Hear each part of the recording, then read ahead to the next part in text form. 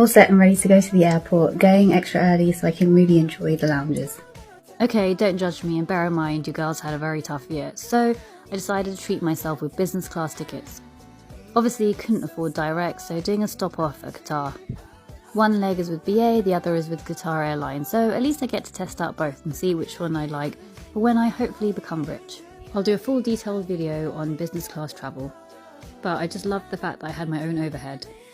I always opt for a special meal, Asian vegetarian, because trust me, you get the best. Touch wood, in terms of food, British Airways has never let me down, and I found it even funny there was 3 for £1 type samosas from Southall. This was my first time at Doha Airport and it's stunning. Honestly, neck and neck with Singapore, I wouldn't be able to decide.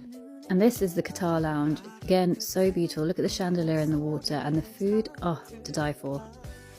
But because I stuffed my face already at the BA Lounge and on the flight, I really was struggling to eat, but I needed to get every penny's worth. Was lucky enough to get the Q suites on the Qatar Airlines. This was a night flight, so getting some sleep and actually lying flat really helped when I arrived in Korea. Again, opted for Asian veg. I mean, so much paneer one can have in a day though. And before I knew it, I was in South Korea. Honestly, it's been a dream, and when I saw all the shops with all the signs, I could literally cry. So I stayed at the Lotte Exec Suite. After dumping my stuff, I had to go and check out Vegan Kitchen. You order on a screen, and a little cute robot comes and drops off your food. It knows exactly where you're sitting, and for some reason, I felt really sorry for it. The food was 10-10. The only downside is, if you are a solo traveller, you will need to share a table with someone else. After, I went for a little wander and checked out Myeongdong Street Food Market. Everywhere was so lively, but so safe.